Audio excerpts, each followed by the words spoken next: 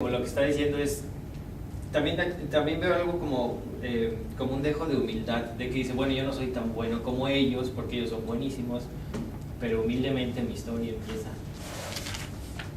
Pero ¿qué hace un poquitico más adelante en el cuento? No empieza con un diluvio. Sí. O sea, ya es una ironía del propio texto, ¿no? Pero que deben ser nuestros prototipos, es decir, nuestros modelos a imitar, nuestros ejemplos. Esas son las ideas que imperaban a principios del siglo XIX, después de la independencia de España. Que España debía ser nuestro prototipo cultural.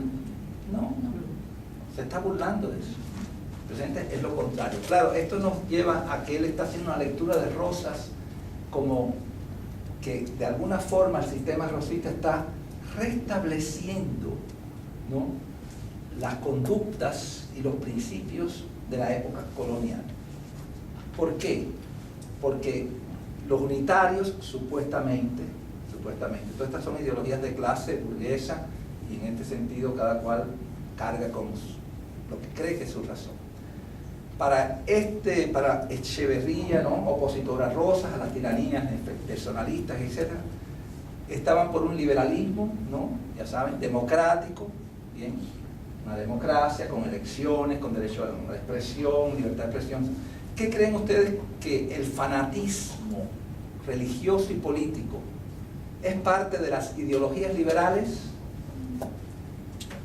O sea, las ideologías liberales están en contra del fanatismo que es religioso y político, en contra de la identificación de Estado con iglesia, con religión, pero con iglesia. Aquí está la iglesia, la religión también, pero vean que está la iglesia, la ilustrísima, ¿no? Se ven las figuras de la iglesia, porque el liberalismo no es antirreligioso, pero sí es anticlerical. ¿Está claro? Son cosas distintas. Son cosas distintas. ¿Bien?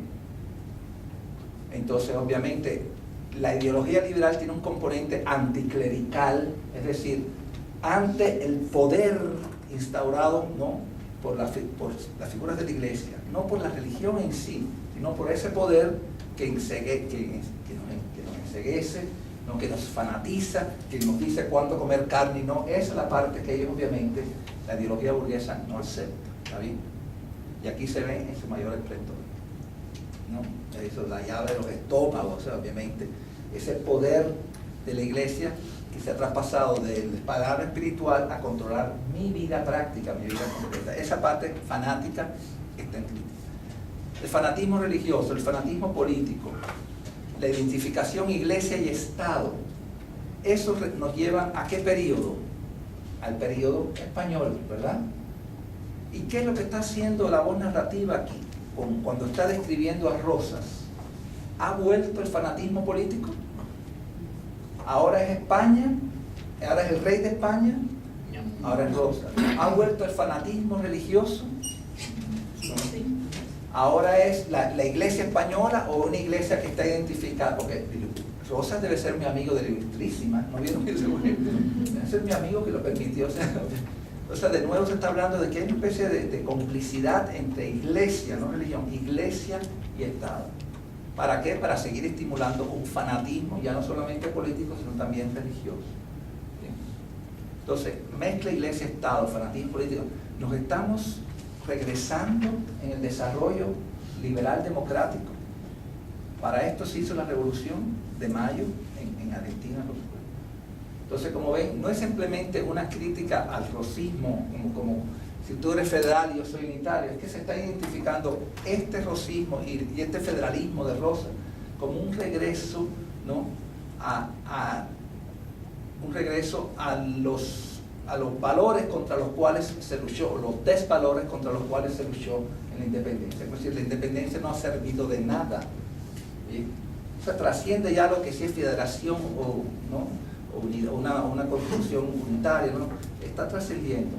Este camino nos está llevando al regreso, ¿no?, a los males por los cuales luchamos. Hay un momento en que eso se dice prácticamente en el texto. Busquen, no sé si lo vieron. Página 296. columna B, aquí en medio. Vamos a ver ese fragmentico aquí.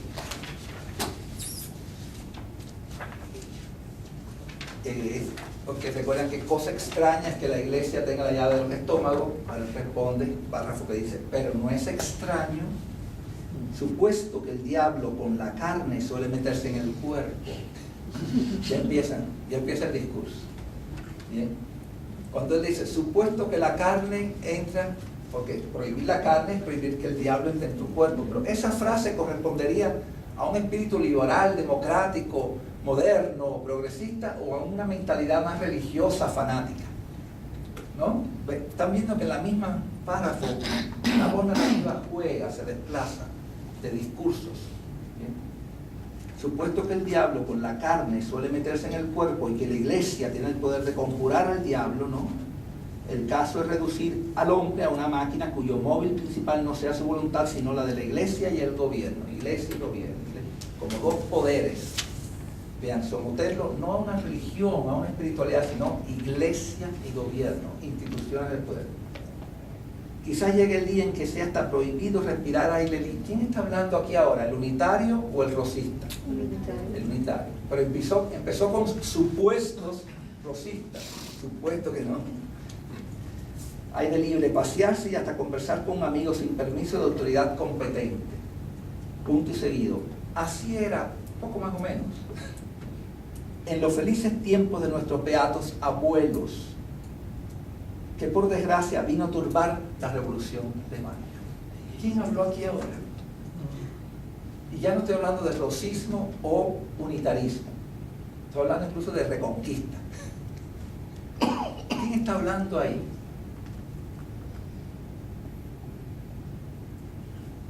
Así era poco más o menos en los felices tiempos de nuestros abuelos. ¿Cuáles eran los felices tiempos de nuestros abuelos? Cuando estaban todavía en la colonia.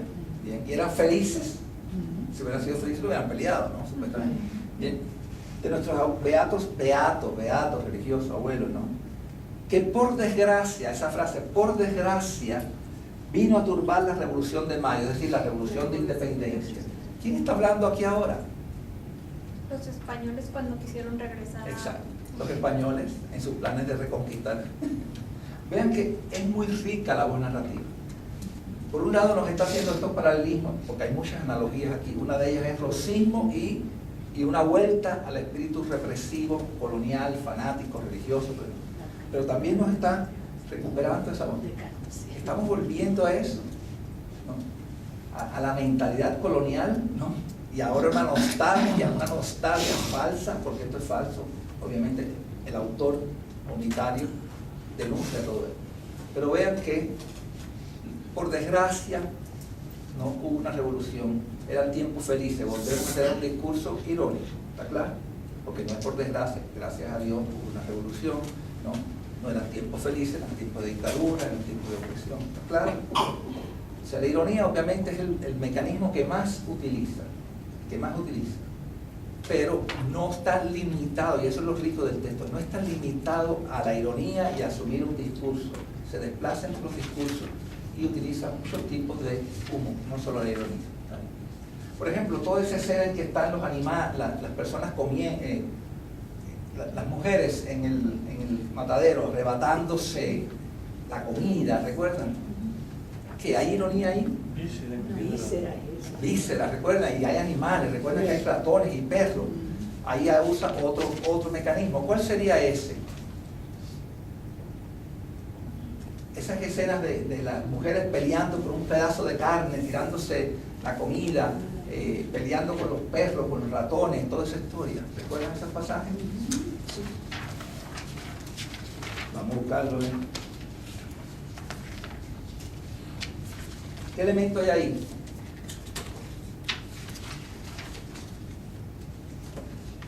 ¿Cómo se llama ese recurso que consiste en confundir los mundos, ¿no? El mundo animal, porque ¿qué pasa con los seres humanos? Parecen animales, ¿no? Todo el mundo se confunde en las barreras entre lo animal y lo humano, y hasta lo vegetal, pero ahí no hay caso de eso. ¿Analogías? ¿Analogías? No, hay analogías, pero hay muchas más. No. A través del símil se hace una analogía, pero aparte de las analogías, ¿no? están interactuando todos. Los seres humanos actúan como si fueran perros. Y gaviotas. ¿Eh? Y gaviotas. Sí, animales aves de rapiña. El grotesco, o lo grotesco.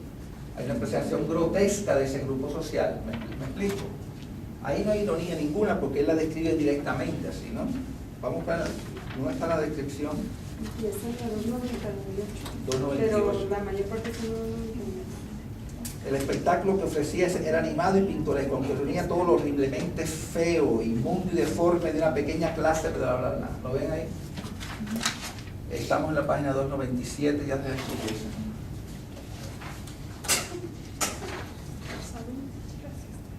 Siguió la matanza, un cuarto de 49 novillos estaban tendidos. El espectáculo, está hablando de los novillos, todavía empieza, ¿no?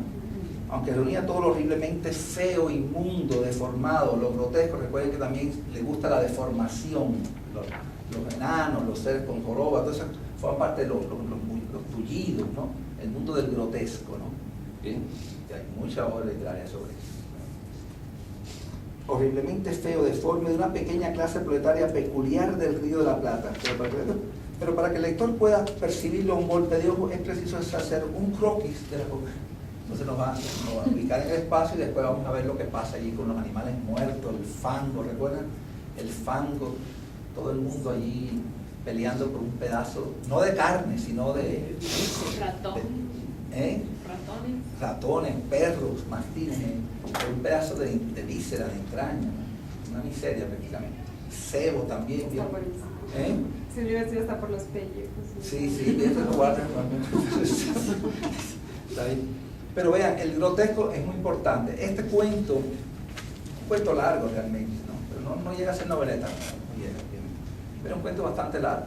Es muy importante por todos estos elementos de la comunidad, no solamente por la parte política que crea toda una temática, ¿no? En este sentido, o se inserta en una temática antirracista, civilización versus barbarie, porque vamos a ver aquí elementos de barbarie, ¿no?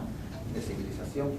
Y ya se refiere también al espacio a esta analogía de Buenos Aires, racista, da muchos elementos que después se van a desarrollar, pero nos interesa también por qué ha sobrevivido, más allá de una cosa politiquera, más allá de un panfleto político que hubiera pasado, es esta riqueza de la narración, del narrador, y que hace tantos registros en el plano del humor, ¿no? Y uno de ellos también es el grotesco, que también es una de las líneas que después se desarrolla mucho en el siglo XIX y en el XX en Argentina. O sea, él también le da pautas a otras líneas narrativas, a otras líneas creadoras, ¿no? De la literatura bueno, argentina en este caso, ¿está bien? No solamente temático, también estilístico. Entonces aquí vean que tiene la ironía, el sarcasmo, tiene esta yuxtaposición, ¿no? Cuando así eran los tiempos felices, ¿recuerdan? De pronto se yuxtapone rosismo con colonia, se crea una analogía ahí que no es curiosa, ¿no? Conciencias con estómago, ese choque de dos realidades, de dos entidades absurdamente encontradas, ¿no? Por muchas vías va produciendo el efecto del humor intelectual, porque no es de reírse, ¿no? Uno se ríe con la inteligencia en el discurso. ¿Qué más de humor encontraron?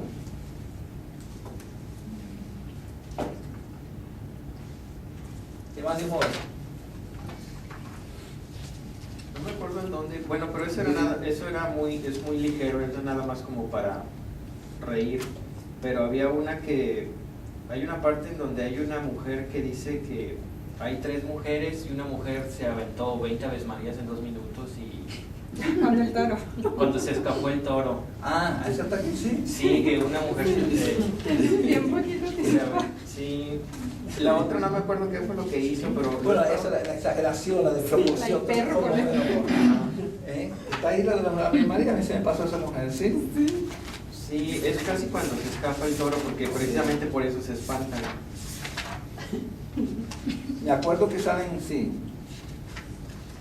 Pero me acuerdo de eso, sí. Todo lo que sea desproporción, ¿bien? Desproporción. Está en la página 300, en la B, línea 20. Y se cuentan que una de ellas se fue de cámaras, otra rezó 10 tardes en 2 minutos. Y 2 prometieron a San Benito no volver jamás a aquellos malditos corrales. Está bien. Sí, ese tipo de exageración usualmente tiene ese efecto.